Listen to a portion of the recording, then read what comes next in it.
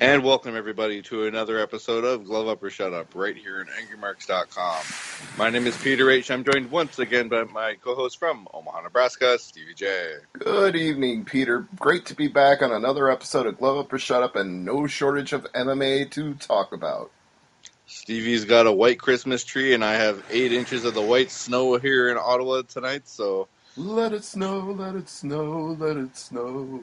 Exactly. Let's just say... if you're on the roads and it's snowy, please take your time. A lot of accidents on the roads here in Ottawa tonight. So if you're driving,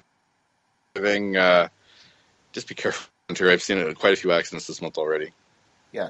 Be worried. Don't be in a hurry. And don't rubberneck, for God's sakes. No. Hell no. All right. Well, speaking of rubberneck, we should just talk about some rubber guard or whatever that's called there. Rubber Guard Radio? No, that's somebody else's show. Right. Let's talk about Bellator UFC this week and the shows that happened this past weekend. Both promotions had shows, so let's go right to Bellator 190, Rafael Calveo and Alessio Sakara. This fight didn't last long, did it?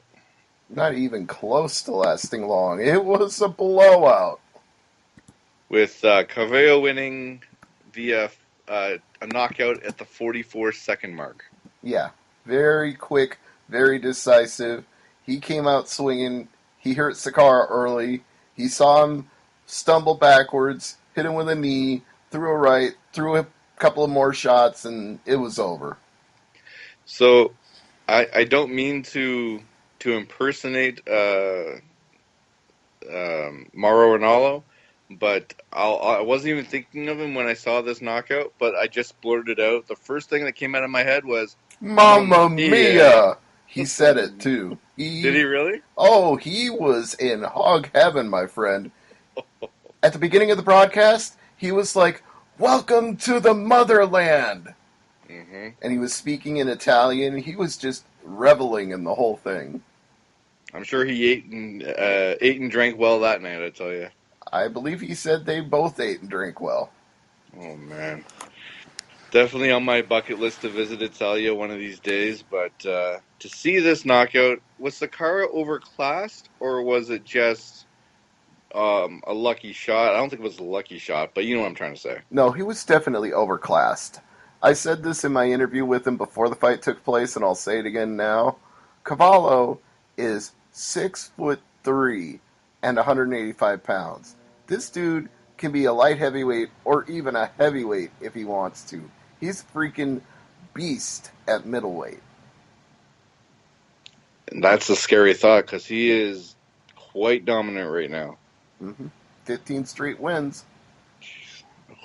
I always ask you this question, but, like, who's next? Well, Gegard Mousasi.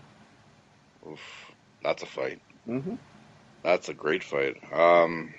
Well, I mean, you can book that fight sooner rather than later. You didn't really take that much damage. No, they could do that soon. Maybe March, April. Or even February if they needed a fight to No, they already got cards booked for February. Oh, that's right. Well, speaking of people who also don't work by the hour, Brandon Gertz and Luka Jelic. Yep. 1 minute, 57 seconds of the first round. Brandon Gertz wins by knockout. And, you know, Jelic was game, but Gertz just had... He was on a mission, basically, because he was coming in off 3 straight losses, and he just looked at Jelic like fresh meat. Mm-hmm. And it's no shame in losing when you get beat like that. It's like if you let the fight go to the judges and you could, you know, you were trying to work out a judge's decision, that's one thing. But if you get beat with a knockout less than 2 minutes into a fight, it happens. Don't hang your head too low on this one. You can always come back and really come back on your next fight and forget about that loss. Well, that's what Lena Ovechnikova is going to need to do after this loss to Alejandra Lara. Yeah, she got caught with a rear naked choke late in the third round, and... Well, she was actually getting beat up pretty good even before that. It's not like she just got caught. I would say it was borderline to even in some scorecards, but on my own personal scorecard, I had Lara ahead, and when she caught her in the rear naked choke, I was like, Well, that's the result of the beating that she was laying in, was that she forced Ovechnikova to give up her back on the ground, and that's when she got it. So, it See, the feeling that I had about this fight was she didn't want this to go to the judges. She wanted to remove that possibility from the judges. She wanted to go out and win that fifth round and win the fight. She didn't want to, have this fight, or in the fifth round, sorry, third round. yeah. She wanted this fight to end within the time. Well, she was also here to make a statement because, She did. yeah, well, she did even before the fight. She came dancing to the cage with the Yeah. Colombian flag draped over her shoulders. So basically, her statement was, "We're great. Look at how great Colombia is, and look what I do to your hot shit fighter from kickboxing from the Ukraine. I'm going to show you all the strength of Colombia." And she danced her way into the cage, and she danced her way out of the cage. And Carlos Miranda and Michal Nika went to a decision. Miranda won unanimously, 30-27, 30-27, and 30-26. I was a little surprised by this one because Nika was undefeated coming into this fight and had looked good his last time in Bellator. But Miranda had a few more fights on him, was a veteran of the Brazilian fight scene, and sometimes experience pays dividends because even though mathematically Nika was his equal on paper, in terms of the actual fight, he was getting beat to the punch every time. That's we talked about this before, where we're not sure when it comes to undefeated fighters that it depends on the strength of your opposition, and this was a true test for Nika. Yeah, And but at the same time, I felt like Nika had a good chance because he's a he's not a homegrown Italian fighter. He wasn't born in Italy, but he moved to Italy and lives in Italy and trains in Italy. So he's very popular there, and I thought that motivation would help carry him through to the fight, and it didn't. so Miranda, I mean, you said he goes from the Brazilian scene there, and that Brazilian scene, if you can succeed there, you're doing something right. That's a very tough scene to grow from. Yeah, and looking this good against Mihail Nika, that says to me they'll bring him in for some cards in the United States and not just on the European tour. No, no. There was also a middleweight fight that was on the preliminary card on No, Spike.com. no, it wasn't. Spike.com Oh, did not air anything. really? Nope, Oh, nothing. okay. Well, for those in the building, they reported that Gregory Babane beat Tony Zenko via submission at the 2:04 mark of the first round. Yeah, a guy with like almost 30 pro fights beat a guy who was 1-4. Well, there you go. All right, let's transition to UFC Fight Night 123. And if you like decisions, yeah, this is Well, what we got? 4, 6, 7 to 7 decisions on this show. but some of these decisions were actually competitive, exciting fights. So I wouldn't say just because they were a lot of decisions that all of them were boring. No, the decisions that are exciting were on the prelim card, Uh, I might argue that at least one of the ones on the main card was pretty good. though. All right, well, let's talk about the main event here first. Brian Ortega and Cub Swanson. Ortega wins with a guillotine choke at the second round at 3:22. Tale of two rounds because Cub was arguably striking better early going, but then got overconfident in the second round, and you know how that goes. Mm-hmm. I mean, it's a great win for Ortega, Vaults him up but the rankings, he'll move up 2 or 3 spots. he'll move up, but he won't get a title shot. Nope, Actually, Dana White has said that, Frankie Edgar is next. yeah, Frankie Edgar, it looks like we're going to see that fight in March. I hope so. And, yeah, Ortega, I mean, you could say Ortega gets next, but that's a long wait. You might want to have Ortega fight someone else first. Yeah, he'll need a tune-up fight. He doesn't want to sit for that long. No. Gabriel Benitez and Jason Knight went to decision. Benitez won pretty handily here on the judges' scorecards, but the score was not the story of this fight. No, the story of the fight was Jason Knight losing his cool and trying to take a bite out of Gabriel's hand. Now, Nate is defending himself, saying fish hook is not a defense for a submission. It kind of looked like Benitez had his back and was trying to. I'm not sure what he was trying to do, but his finger ended up in Knight's mouth, and Knight bit him. What do you mean to say? If What? someone's fighting me and they got my back and they stick their finger in my mouth, I don't know. Yeah, I mean, I don't know that there's any justification for it, no matter what your opponent's doing. Like, you're supposed to you're supposed to just use your hand to take his hand out of your mouth. You're not supposed to bite his hand. I mean, that's all I can say about it. Well, if you're wearing a mouth guard, I mean, it wouldn't be as bad as if you didn't, I suppose. But still, it's pretty nasty, It's unnecessary. It's unnecessary. That's a good word. yeah. Yes. Benitez wins 30-26, 30-26, and 29-27 because of that 1 point deduction. hmm And Aljamain this Sterling. wait before we move on, I should Hmm. point out some people had Jason Knight ranked number 15. Now, I did not. I have somebody else ranked number 15, and I still do. But theoretically, that win could have put Benitez in the top 15. But the UFC ranking advisory that they sent out to the panelists said, even with a win, Benitez will probably not be ranked here. Probably. That was their opinion in the official advisory. So Hmm. I did not rank him. I just, well, I didn't have Jason Knight as number 15 to begin with, and they said Benitez probably doesn't get ranked with a win, so I didn't rank him either. But I'm saying, based on those two things, you could say he's like on the fringe of being a top 15 guy by beating a guy that was considered to be top 15.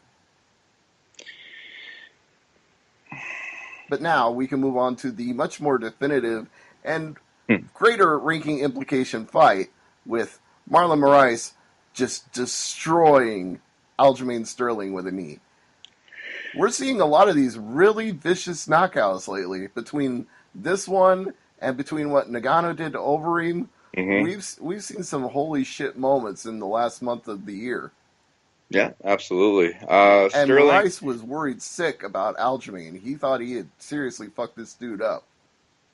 Sterling actually confirmed the internet's reporting afterwards. It looked like he was dabbing after the fight because the way he was lying down with his head in his arm, it looked like he was dabbing on the mat. Yeah, he did not have any control over where any part of his body landed. No, it was. That's a highlight reel. Hell, you could put that on his career highlight reel for And Moraes. considering That's what he did in World Series fighting before he came over, he's got a lot of career highlights. Also, a very nice guy, I might add. Marlon Moraes is really one of the most polite, most gentlemanly, most soft spoken guys I've ever interviewed. wow.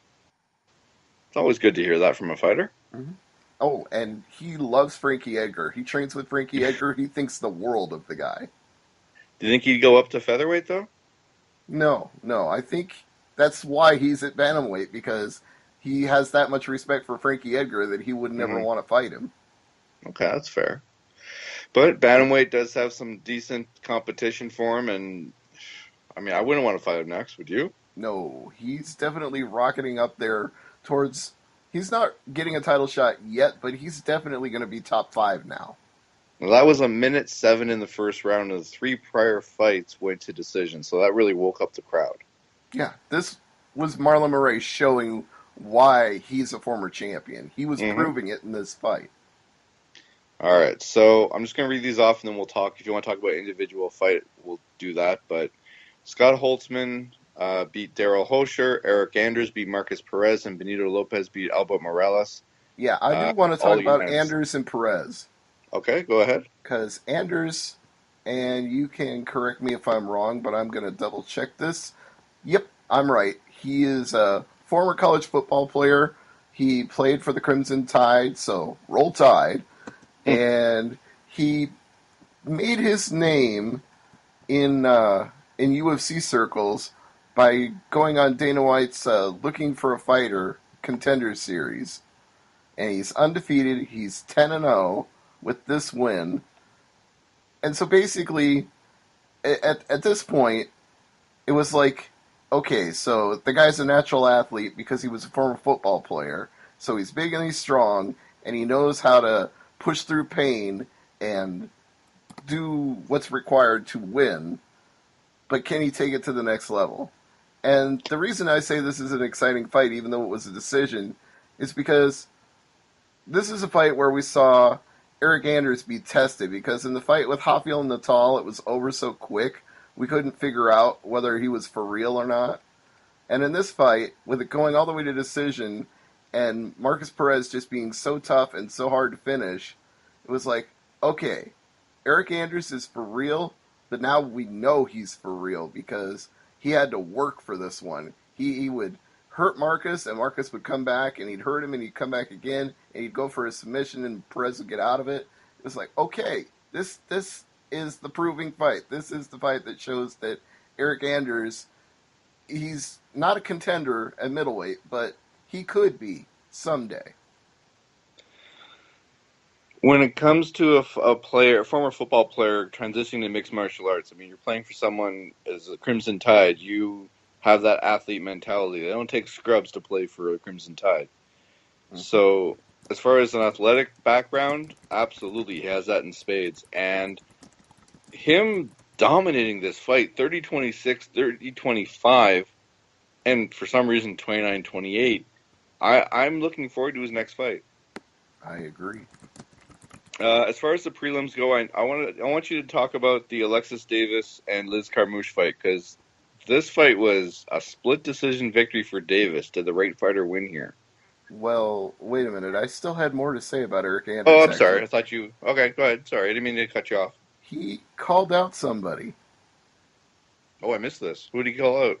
Lyoto the Dragon Machida. Oh, that's right. He did, yes. Gutsy. Mm-hmm. Very gutsy call out. Does he get it, though? I think I read something where he wants that fight to be in Brazil. Well, that's definitely putting your money where your mouth is if you're going to take it in his home country. Yeah, I mean, if you want to make a name for yourself, I'd be Machida in Brazil. What'd you do?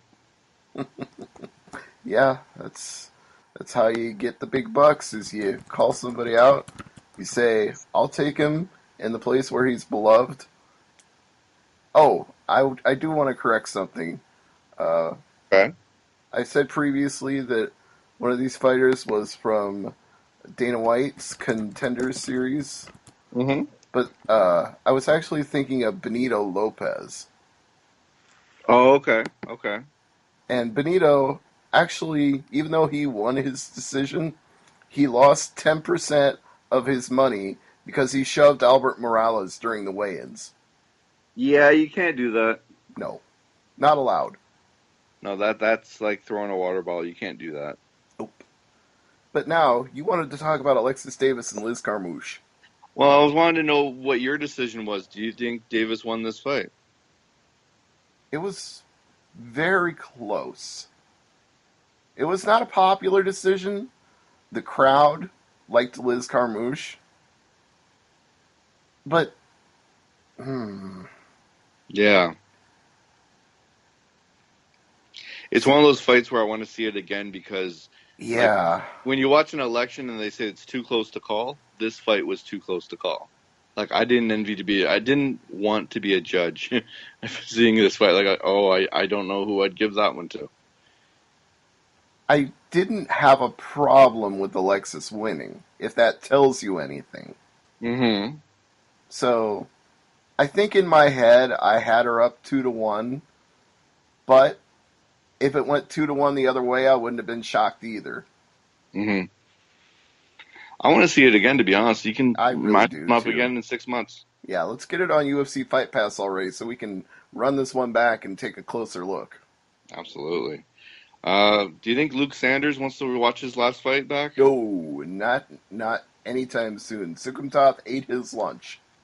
Second round, 106 knockout victory here, and Sanders won. Just move on to your next fight. Put this one away, take it out of your memory bank, move on to the next fight.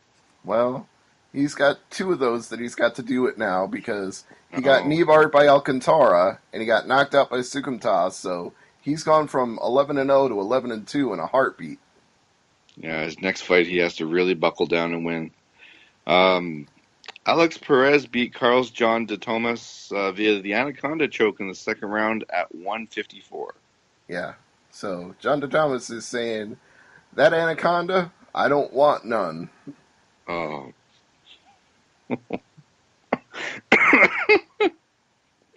Oh boy. Frankie Sands beat Merab Davashvili. Yeah, Wait, Devashvili got blinded by science. what? Blinded with science. Okay.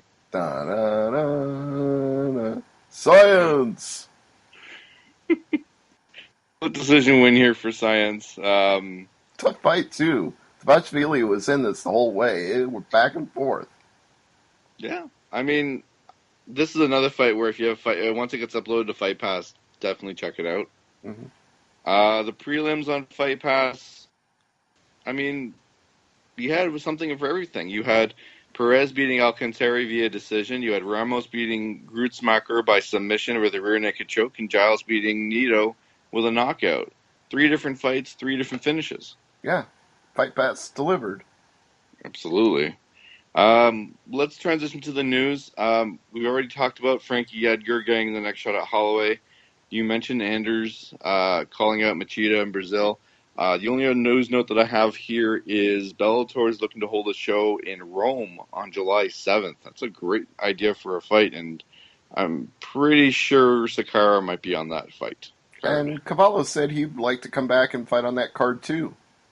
Yeah, no, absolutely. If they treated him well there, and no, definitely if they would have him, he'd definitely go back. Hmm. He said, one, I love Italy. You're all great. I love you all. Two, who's next? Jake Collier and Marcin Prahino is official for UFC on Fox 28 on February 24th in Orlando, Florida. All right. And also a fight that we were talking about last week on this show. It is now official, confirmed for UFC 220 on January 20th in Boston. It's Stipe Miocic defending his title against Francis Ngannou. That's actually a double title fight show.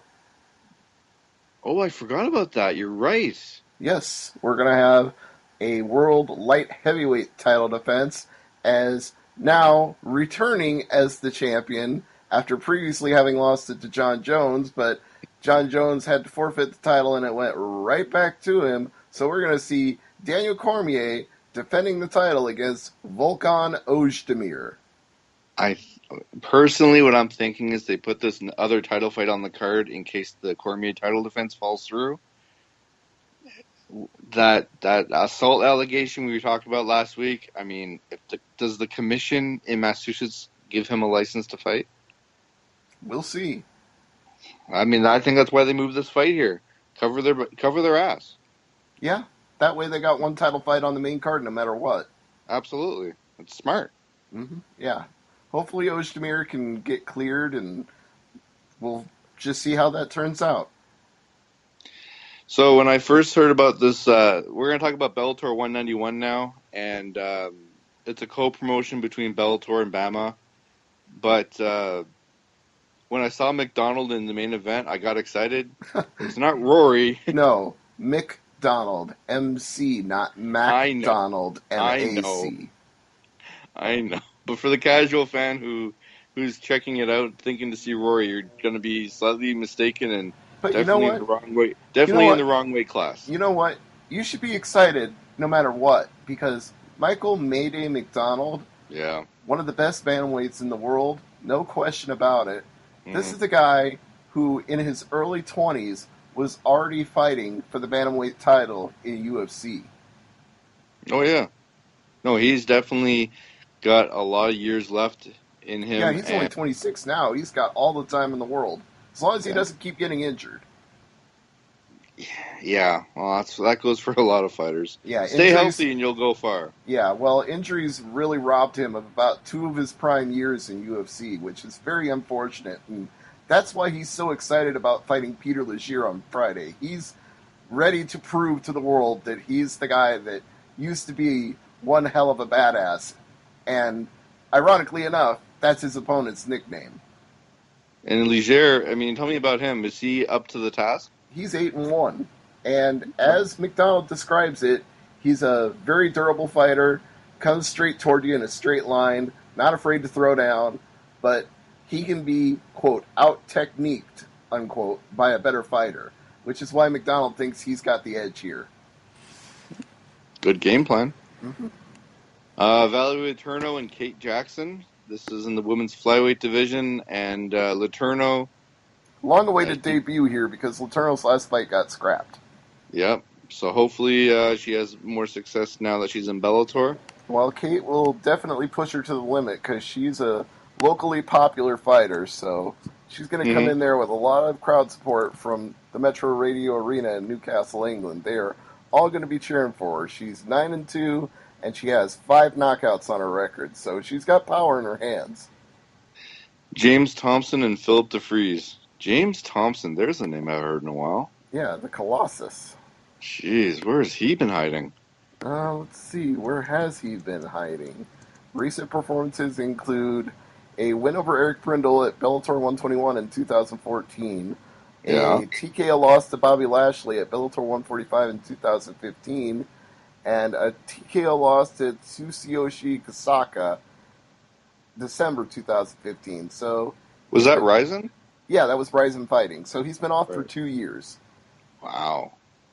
Yeah, we're going to talk about Ryzen in a couple of weeks. They got their annual tournament coming up soon, too. Right. Their big end-of-the-year New Year's show they always do. Yeah. I mean, this is a great... I like seeing James Thompson fight and Philip DeFries. Damn, this is going to be a good fight. I like DeFries a lot, actually. Yeah, DeFries is a former UFC fighter, so he's got some talent. But the problem is he's kind of hit or miss. He doesn't ever consistently go on a streak. He'll win, he'll lose, he'll win, he'll lose, he'll win, he'll lose, back and forth.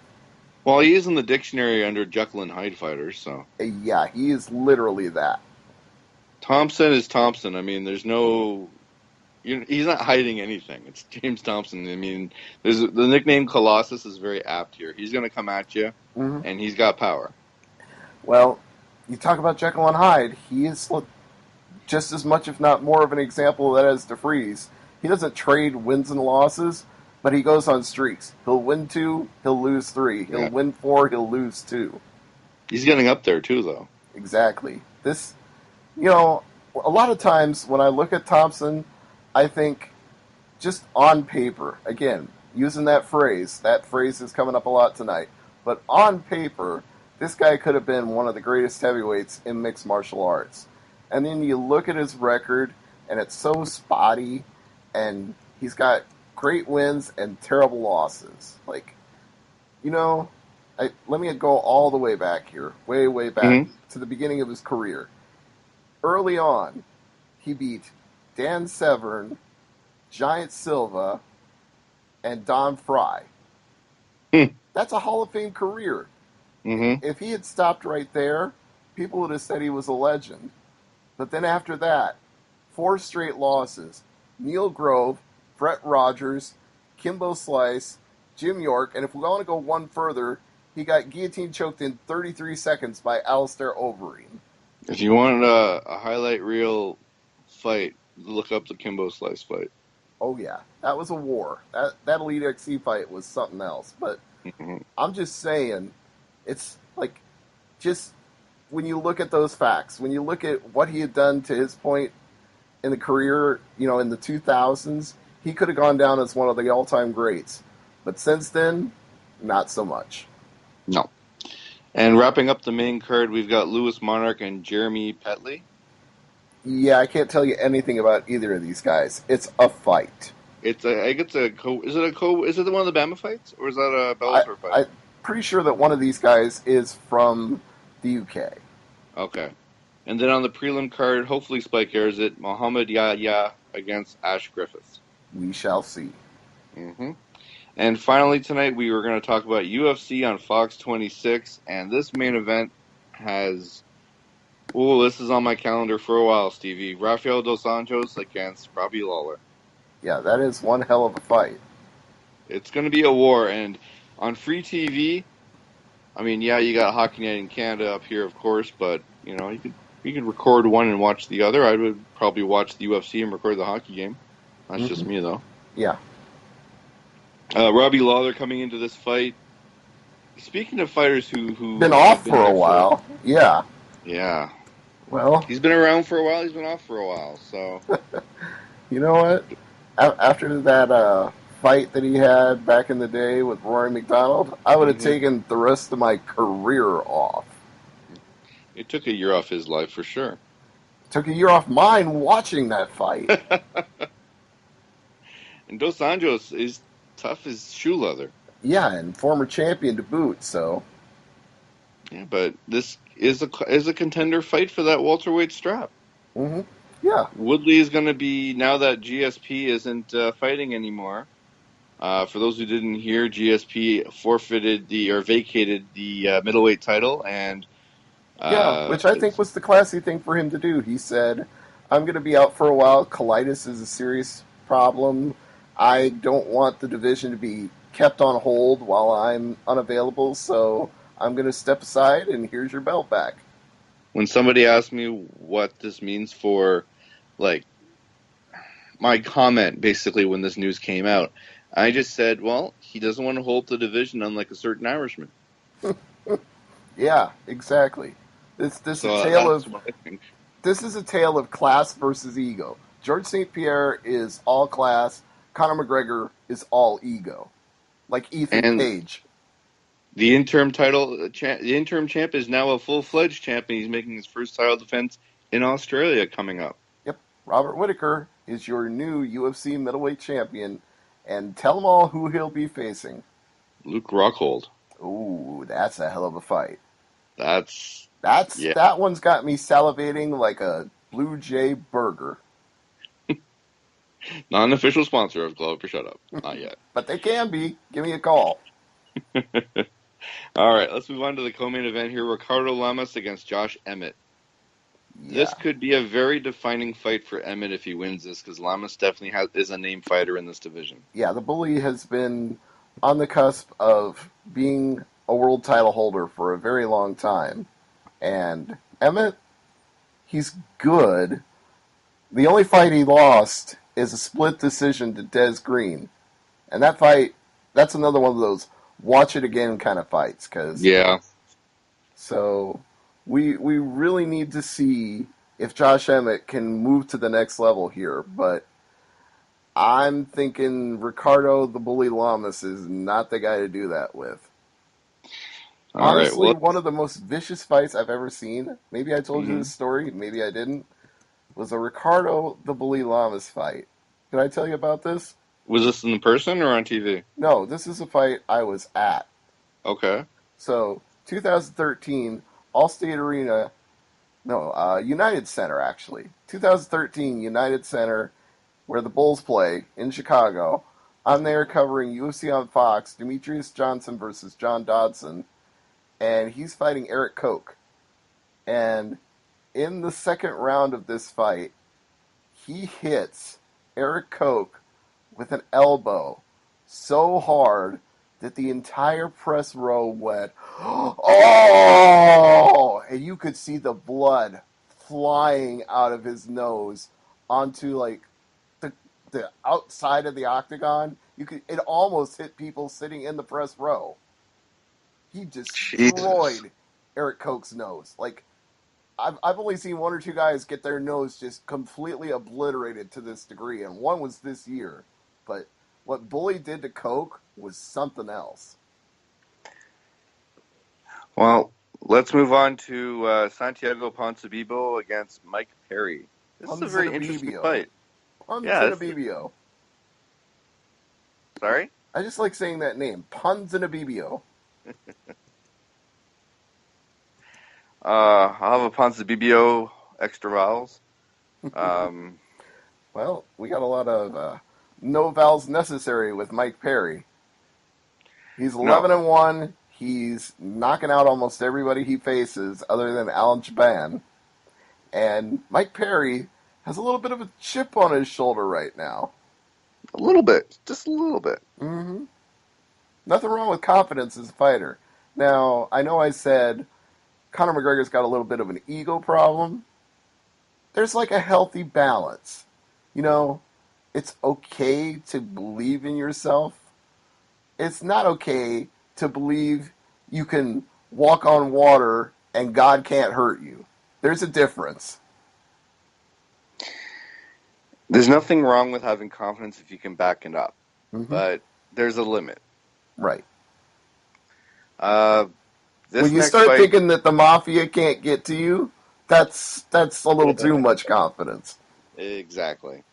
Wrapping up the main card, Glover Teixeira against Misha Kirkunov, and Kirkunov trains it out here in Ontario, and Glover, man, another Jekyll and Hyde fighter here. I still think Glover is one of the top 10 light heavyweights in the world, bar none. He is, but Misha could definitely take him to school in this fight. Oh yeah, Misha's got a really good record. The only person in a long time to even hurt him a little bit was the aforementioned Volkan Ozdemir, who knocked him out in just 28 seconds and shocked the world. Yeah. Well, let's talk briefly about this prelim card. There's some named fighters here. Jan Blachowicz against Jared Cannonier, your main event. Hmm. Chad Tim Laprise is in Elliott. action. Sorry? Chad Laprise is in action against Yep. Galore Bufando. Yep. Tim Elliott and Pietro Menga. John Makdessi and Abel Trujillo. Now, the prelims on the Fight Pass, Jordan Mein and Eric Silva. You That's probably a want that on the prelim. main card. Yeah, I Have hear you. to.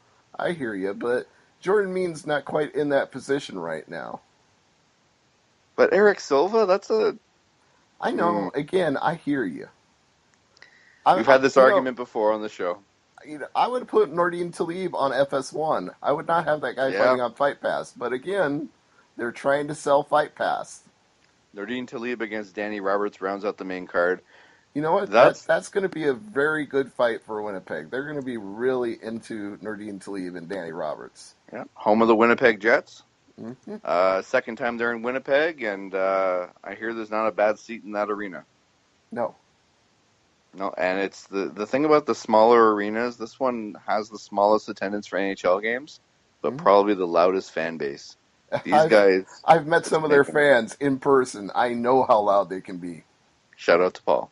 Paul Fontaine rules. Absolutely. Well, that's going to do it for Glover Shut Up this week. Stevie, what's on tap for Thursday night AMP? Well, there's a little pay-per-view called Clash of Champions on Sunday, Oh, yeah, right. I'm going to miss that one, actually. and there's Thank another God I little got the network. pay-per-view called The Final Battle on Friday. See, that one I'm interested in just because Dalton Castle and Cody Rhodes, or just Cody, I guess you could say. Hmm. Um, that match intrigues me on a couple different levels because it's sort of like a UFC fight in the sense that someone is stepping up to the main event, the title shot, and he can really define himself on that big stage. And he's fighting one of the best workers in the world right now. Right. The thing So here is it's going to lead to a good match. Dalton Castle has always been a great character. What you want to Yes, see is if he can be a great competitor. exactly. So before we go, we just want to mention that next week on the show we're going to start talking more UFC. The train never stops, does it? No, I've been saying this for a while now. No. And we've got Holly Holm fight coming up against Cyborg. We've got Ryzen. We've got, I'm sure we got more Bellator as well. It just doesn't stop, does it? No, it's not going to anytime soon. All right. Well, for Stevie J, I'm Peter H., the Hardcore Canadian. Thanks for listening. And as I always say, never leave it to the judges. Good night, everybody. See ya.